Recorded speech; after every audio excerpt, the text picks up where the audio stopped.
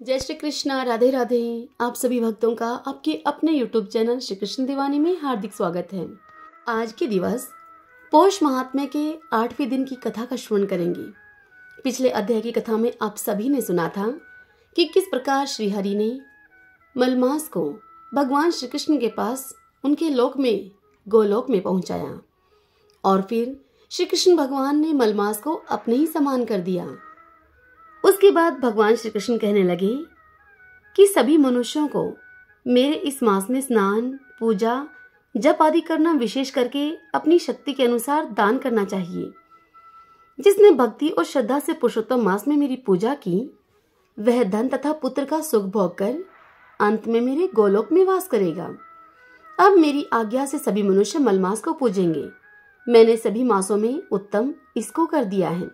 इसलिए हे रमापते, तुम सभी चिंता को छोड़कर पुरुषोत्तम मास को अपने साथ लेकर वैकुंठ को चले जाओ। भगवान श्री कृष्ण ने मलमास को पुरुषोत्तम मास का नाम दे दिया। अब आगे की कथा का श्रवण करेंगे। तो आइए सर्वप्रथम भगवान का स्मरण करते हुए आप सभी मेरे साथ बोलिए, ओम सूर्याय नमो नमः, ओम नमो नारायण, ओम नमो नारायण। सूत जी समस्त ऋषियों से इस कथा का श्रवण कराते हुए कहने लगे कि हे तपोधनो, भगवान श्री विष्णु और श्री कृष्ण जी के ऐसे वचनों को सुनकर नारद जी अत्यंत प्रसन्न हुए। नारद जी भगवान नारायण से यह कथा सुन रहे हैं, परंतु फिर भी नारद जी भगवान नारायण से यह प्रश्न करने लगे। नारद जी ने प्रश्न करते हुए भगवान नारायण से कहा कि हे प्रभु, रुक्मणी नाथ अर्थात भगवान श्री कृष्ण जब वे बैकुंठ को चले गए फिर क्या हुआ, वह सब कृपा पूर्वक मुझसे आप कहिए। हरि का वृत्तांत सभी के लिए हितकारक है। ऐसे प्रश्न से प्रसन्न होकर श्री नारायण जगत को आनंद देने वाले वचन श्री नारद जी से कहने लगे। श्री नारायण नारद जी से कहने लगे कि हे नारद, जब बैकुंठपति बैकुंठ को चले गए तो अधिक मास को अपने धाम में वे अपने साथ लेकर चले गए और वहां उनको अपने पास बसाया। वहां बैकुंठ में बसकर अधिक मास अत्यंत आनंद करने लगा और भगवान के साथ क्रीड़ा करने लगा। श्री कृष्ण ने मन से प्रसन्न होकर मलमास को 12 मासों में सबसे अधिक श्रेष्ठ कर दिया और सभी का प्रिय बना दिया। इस प्रकार भक्तवत्सल भगवान युधिष्ठिर और द्रौपदी को कृपा से देखते हुए अर्जुन से बोले कि हे राज सिंह, दुख में डूबे होने के कारण तुमने तपोवन में आए हुए पुरुषोत्तम मास का आदर नहीं किया और वृंदावन चंद्र का प्रिय मास आपके वन में रहने से अनजाने से चला गया है। भय से दुखित मन वाले भीष्म और द्रोण भी यह नहीं जान पाए और भय के द्वेष से तुमने भी नहीं जाना। तुम वेदव्यास जी से प्राप्त की हुई विद्या और आराधना में ही लगे रहे। भयंकर शक्तिशाली अर्जुन इंद्रप्रस्थ गए, पर उसके दुख से दुखित भाग्यवश आप लोगों ने नहीं जाना। अतः अब क्या करना चाहिए? मनुष्य को प्रारब्ध भोग अवश्य भोगना पड़ता है। मनुष्य प्रारब्ध से ही सुख, दुख, भय और आनंद को प्राप्त होता है। अतः सदा ही भाग्य पर ही भरोसा रखें। हे महाराज, अब मैं आपके दुख का दूसरा कारण आपसे कहता हूं। यह भगवान श्री कृष्ण युधिष्ठिर से बोल रहे हैं। आगे कहते हैं कि इतिहास प्रसिद्ध इस कथा को अच्छी तरह से आप श्रवण करो। और फिर कहने लगे श्री कृष्ण कि यह द्रौपदी पूर्व जन्म में महाभाग्यशाली ब्राह्मण की पुत्री थी। कुछ काल बीतने पर 10 वर्ष की इनकी आयु हो गई। अपने पिता की यह एक ही पुत्री थी और बड़ी ही चतुर, गुणवती और सुंदर होने के कारण यह पिता को अत्यधिक प्रिय थी। यह पड़ोसिन सखियों का सुख देखकर पुत्र पौत्र की इच्छा करने लगी और अपने मन में विचार करने लगी कि ऐसे मेरे भी अच्छे गुण और भाग्य वाले भर्ता और सुख देने वाले श्रेष्ठ पुत्र किस प्रकार से उत्पन्न हो। परंतु प्रारब्ध ने तो पहले ही इसका नाश कर दिया है। मैं क्या करूं? क्या मैं किसी मुनि के पास जाऊं या फिर किसी तीर्थ में जाकर वहां पर वास करूं? मेरा भाग्य कैसे सो गया है कि कोई भी भर्ता, कोई भी वर मुझे वरने की इच्छा नहीं करता है। बड़े आश्चर्य की बात है कि मेरे भाग्य से मेरा पंडित पिता भी मूढ़ हो गया है विवाह काल प्राप्त होने पर भी मेरे जैसी मेरी मेल की जोड़ी के वर को मुझे नहीं सौंपता है। मालिक के दुख की पीड़ा तथा कुंवारी में स्वामी का सुख जैसा मेरी सखियां जानती हैं, वैसा मैं नहीं जानती। ऐसे आकुल और व्याकुल वाले मनोरथ की चिंता से मेरी भाग्यवती माता पहले ही कैसे मर गई। शोक और मोह की तरंगों से पीड़ित होकर वह कन्या का पिता, वह मेधावी ऋषिराज भी अब पृथ्वी में विचरण करने लगा। परंतु कन्या के दान के निमित्त जोड़ी का वर ढूंढ पाने पर भी नहीं मिलने से वह मेधावी ऋषि अपने उस मनोरथ में निराश हो गया। पुत्री के और उसके अपने दुर्भाग्य से टूटा हुआ संकल्प का पिंजरा होने से उसको महादारुण तीव्र ज्वर हो गया। तब वह ऋषिराज मेधावी सब शरीर में अत्यधिक शूल होने के कारण व्याकुल हो गया और श्वास पर श्वास से युक्त होकर लौटता गिरता घर आकर अब पृथ्वी पर जा गिरा। और मदिरापान करने से मूर्छा को प्राप्त हो जाता है, ठीक वैसे ही अपनी पुत्री का स्मरण उसने किया। जब तक पुत्री भय से व्याकुल होकर अपने पिता के निकट आई, तब तक वह मेधावी मुनि मरने के सदृश हो गया।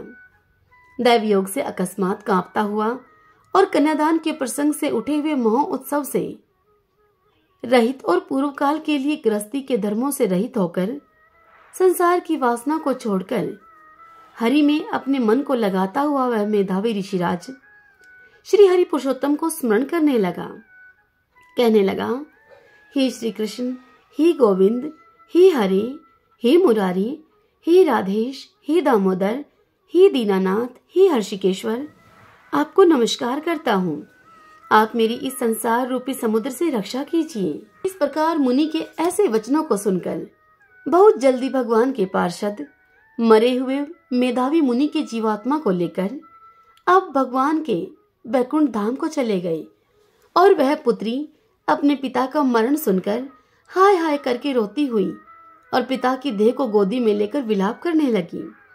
अत्यंत दुखित होकर दारुण विलाप करती हुई मानो कि उसका पिता जीवित हो।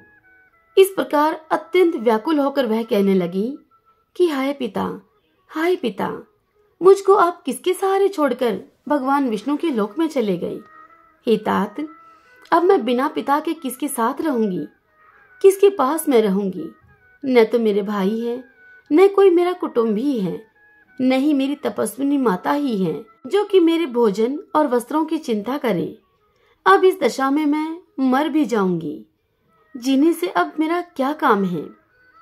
उसे इस प्रकार बारंबार रोते और विलाप करते हुए सुनकर उस वन के रहने वाले अन्य ब्राह्मण सोचने लगे कि अत्यंत करुणा से भरे हुए स्वर में इस तपोवन में भला कौन रोता है। फिर तपस्वी मेधावी ऋषि की पुत्री का रोना निश्चय करके वे सब मुनिराज वहां पर आ पहुंचे, जहां पर कि वह पुत्री की गोद में मरे हुए मुनि को देखकर वन के सभी रहने वाले भी रोने लगे और पुत्री की गोद से मुर्दे को लेकर अब शमशान घाट की ओर जाकर अंत्येष्टि विधि से चारों तरफ काष्ठ लगाकर मेधावी मुनि के उस शव को जला दिया और कन्या को समझाकर सब अपने अपने घरों को चले गए। और कन्या ने धैर्य को धारण करके यथाशक्ति खर्च करके अपने पिता की औदर्व दैहिक क्रिया की। हरि ओम तत्सत। ओम सूर्याय नमो नमः। ओम नमो नारायण। ओम नमो नारायण। भक्तजनों, आज के ये अध्याय की कथा यहीं पर पूर्ण हुई। इससे आगे की कथा कल हम अगले अध्याय में सुनेंगे। आइए अब हम श्रीमद् भगवत गीता से तृतीय अध्याय के ज्ञान और उपदेश का श्रवण करें। अर्जुन बोले, हे जनार्दन, यदि आपको कर्म की अपेक्षा ज्ञान श्रेष्ठ मानने हैं, तो फिर हे केशव, मुझे भयंकर कर्म में आप क्यों लगाते हैं? आप मिले हुए से वचनों से मेरी बुद्धि को मानो मोहित कर रहे हैं। इसलिए उस एक बात को निश्चित करके मुझसे कहिए, जिससे कि मैं कल्याण को प्राप्त हो जाऊं।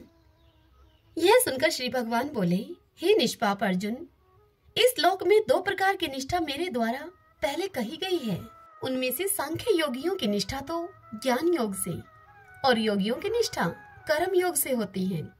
मनुष्य न तो कर्मों का आरंभ किए बिना निष्कर्मता को यानी कि योग निष्ठा को प्राप्त होता है और नए कर्मों के केवल त्याग मात्र से सिद्धि यानी कि सांख्य निष्ठा को ही प्राप्त होता है। निसंदेह कोई भी मनुष्य किसी भी काल में क्षण मात्र भी बिना कर्म किए नहीं रहता, क्योंकि सारा मनुष्य समुदाय प्रकृति जनित गुणों के द्वारा परवश हुआ कर्म करने के लिए बाध्य किया जाता है। जो मूढ़ बुद्धि मनुष्य समस्त इंद्रियों को हठ पूर्वक ऊपर से रोककर मन से उन इंद्रियों के विषयों का चिंतन करता रहता है, वह मिथ्याचारी अर्थात दंभी कहा जाता है।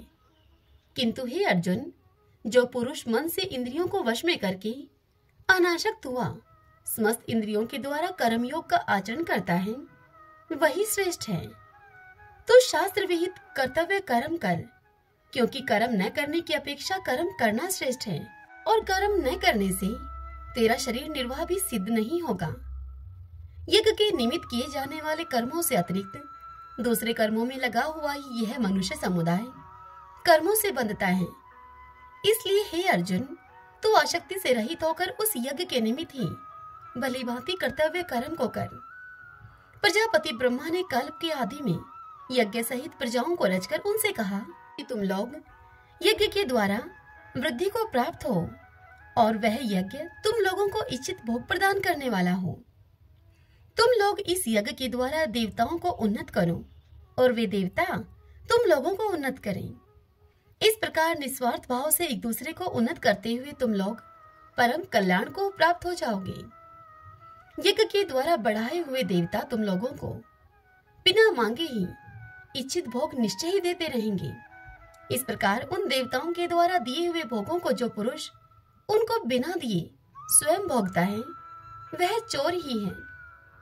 यज्ञ से बचे हुए अन्न को खाने वाले श्रेष्ठ पुरुष सब पापों से मुक्त हो जाते हैं, और जो पापी लोग अपना शरीर पोषण करने के लिए ही अन्न को पकाते हैं, वे तो पाप को ही खाते हैं। संपूर्ण प्राणी अन्न से उत्पन्न होते हैं। अन्न की उत्पत्ति वृष्टि से होती है, और वृष्टि यज्ञ से होती है, और यज्ञ विहित कर्मों से उत्पन्न होने वाला है। कर्म समुदाय को तू वेद से उत्पन्न और वेद को अविनाशी परमात्मा से उत्पन्न हुआ जान। इससे यह सिद्ध होता है कि सर्वव्यापी परम अक्षर परमात्मा सदा ही यज्ञ में प्रतिष्ठित है। हे पार्थ, जो पुरुष इस लोक में इस प्रकार परंपरा से प्रचलित सृष्टि चक्र के अनुकूल नहीं बरतता, अर्थात अपने कर्तव्य का पालन नहीं करता, वह इंद्रियों के द्वारा भोगों में रमण करने वाला पापायु पुरुष व्यर्थ ही जीता है। परंतु जो मनुष्य आत्मा में ही रमण करने वाला और आत्मा में ही तृप्त और आत्मा में ही संतुष्ट हो, उसके लिए कोई कर्तव्य नहीं है। उस महापुरुष का इस विषय में न तो कर्म करने से कोई प्रयोजन रहता है, और न कर्मों के न करने से, उन कर्मों के न करने से ही कोई प्रयोजन रहता है, तथा संपूर्ण प्राणियों में भी इसका किंचित मात्र भी स्वार्थ का संबंध नहीं रहता। इसलिए तू निरंतर आसक्ति से रहित होकर सदा कर्तव्य कर्म को ही भली भांति करता रहे, क्योंकि आसक्ति से रहित होकर कर्म करता हुआ मनुष्य परमात्मा को प्राप्त हो जाता है। जनक आदि ज्ञानी जन भी आसक्ति रहित कर्म के द्वारा ही परम सिद्धि को प्राप्त हुए थे। इसलिए तथा लोक संग्रह को देखते हुए भी तू कर्म करने को ही योग्य है, अर्थात तुझे कर्म करना ही उचित है। श्रेष्ठ पुरुष जो जो आचरण करता है, अन्य पुरुष भी वैसा वैसा ही आचरण करते हैं। वह जो कुछ प्रमाण कर देता है, समस्त मनुष्य समुदाय उसी के अनुसार बरतने लगता है। हे अर्जुन, मुझे इन तीनों लोकों में न तो कुछ कर्तव्य है और न कोई भी प्राप्त करने योग्य वस्तु अप्राप्त है, तो भी मैं कर्म में ही बरतता हूँ। क्योंकि हे पार्थ, यदि कदाचित मैं सावधान होकर कर्मों में न बरतूं तो बड़ी हानि हो जाए, क्योंकि मनुष्य सब प्रकार से मेरे ही मार्ग का अनुसरण करते हैं। इसलिए यदि मैं कर्म न करूं तो ये सब मनुष्य नष्ट भ्रष्ट हो जाएं, और मैं संकरता का करने वाला हूं तथा इस समस्त प्रजा को नष्ट करने वाला बनूं। हे भारत, कर्म में आसक्त हुए अज्ञानी जन जिस प्रकार कर्म करते हैं, आसक्ति रहित विद्वान भी लोक संग्रह करना चाहता हुआ उसी प्रकार कर्म करे। परमात्मा के स्वरूप में अटल स्थित हुए ज्ञानी पुरुष को चाहिए कि वह शास्त्र विहित कर्मों में आसक्ति वाले अज्ञानियों की बुद्धि में भ्रम अर्थात कर्मों में अश्रद्धा उत्पन्न न करे, किंतु स्वयं शास्त्र विहित समस्त कर्म भली भांति करता हुआ उनसे भी वैसे ही करवावे। वास्तव में संपूर्ण कर्म सब प्रकार से प्रकृति के गुणों के द्वारा किए जाते हैं, तो भी जिसका अंतःकरण अहंकार से मोहित हो रहा है, ऐसा अज्ञानी मैं करता हूँ, अपने आप को ऐसा मानता है। परंतु हे महाबाहो अर्जुन, गुण विभाग और कर्म विभाग के तत्व को जानने वाला ज्ञान योगी संपूर्ण गुण ही गुणों में बरत रहे हैं, ऐसा समझकर उनमें आसक्त नहीं होता। प्रकृति के गुणों से अत्यंत मोहित हुए मनुष्य गुणों में और कर्मों में आसक्त रहते हैं। उन पूर्णता न समझने वाले मंद बुद्धि अज्ञानियों को पूर्णता जानने वाला ज्ञानी विचलित न करे। मुझ अंतर्यामी परमात्मा में लगे हुए चित्त के द्वारा संपूर्ण कर्मों को मुझ में अर्पण करके आशा रहित, ममता रहित और संताप रहित होकर युद्ध कर। जो कोई मनुष्य दोष दृष्टि से रहित और श्रद्धा युक्त होकर मेरे इस मत का सदा ही अनुसरण करते हैं, वे भी संपूर्ण कर्मों से छूट जाते हैं। परंतु जो मनुष्य मुझ में दोषारोपण करते हुए मेरे द्वारा बताए हुए अर्थात मेरे इस मत के अनुसार नहीं चलते, उन मूर्खों को तू संपूर्ण ज्ञानों में मोहित और नष्ट हुए ही समझ। सभी प्राणी प्रकृति को प्राप्त होते हैं, अर्थात अपने स्वभाव के परवश हुए कर्म करते हैं। ज्ञानवान भी अपनी प्रकृति के अनुसार चेष्टा करता है, फिर इसमें किसी का हट क्या करेगा। इंद्रिय के अर्थ में अर्थात प्रत्येक इंद्रिय के विषय में राग और द्वेष छिपे हुए स्थित हैं। मनुष्य को उन दोनों के वश में नहीं होना चाहिए, क्योंकि वे दोनों ही इसके कल्याण मार्ग में विघ्न करने वाले उसके महान शत्रु हैं। अच्छी प्रकार आचरण में लाए हुए दूसरों के धर्म से गुण रहित भी अपना धर्म अति उत्तम है। अपने धर्म में तो मरना भी कल्याणकारक है और दूसरे का धर्म भय को देने वाला है। श्री भगवान का इतना उपदेश सुनकर अर्जुन उनसे बोले, हे श्री कृष्ण, तो फिर यह मनुष्य स्वयं न चाहता हुआ भी बलात् लगाए हुए की भांति किससे प्रेरित होकर पाप का आचरण करता है, यह बताएं। तब श्री भगवान अर्जुन से बोले, हे अर्जुन, रजोगुण से उत्पन्न हुआ यह काम ही क्रोध है। यह बहुत खाने वाला अर्थात भोगों से कभी न आघाने वाला और बड़ा पापी है। इसको तू ही इस विषय में बैरी जान। जिस प्रकार धुएं से अग्नि और मैल से दर्पण ढका जाता है तथा जिस प्रकार जेर से गर्भ ढका रहता है, वैसे ही उस काम के द्वारा यह ज्ञान ढका रहता है। और हे अर्जुन, इस अग्नि के समान कभी न पूर्ण होने वाले काम रूप ज्ञानियों के नित्य वैरी के द्वारा मनुष्य का ज्ञान ढका हुआ है। इंद्रियां, मन और बुद्धि ये सब इसके वासस्थान कहे जाते हैं। यह काम इन मन, बुद्धि और इंद्रियों के द्वारा ही ज्ञान को आच्छादित करके जीवात्मा को मोहित करता है। इसलिए हे अर्जुन, तो पहले इंद्रियों को वश में करके इस ज्ञान और विज्ञान का नाश करने वाले महान पापी काम को अवश्य ही बलपूर्वक मार डाल। इंद्रियों को स्थूल शरीर से पर यानी कि श्रेष्ठ, बलवान और सूक्ष्म कहते हैं। इन इंद्रियों से पर मन है, मन से भी पर बुद्धि है और जो बुद्धि से भी अत्यंत पर है वह आत्मा है। इस प्रकार बुद्धि से पर अर्थात सूक्ष्म, बलवान और अत्यंत श्रेष्ठ आत्मा को जानकर और बुद्धि के द्वारा मन को वश में करके हे महाबाहो अर्जुन, तो इस काम रूप दुर्जय शत्रु को मार डाल। श्रीमन नारायण नारायण हरि हरि, भजमन नारायण नारायण हरि हरि।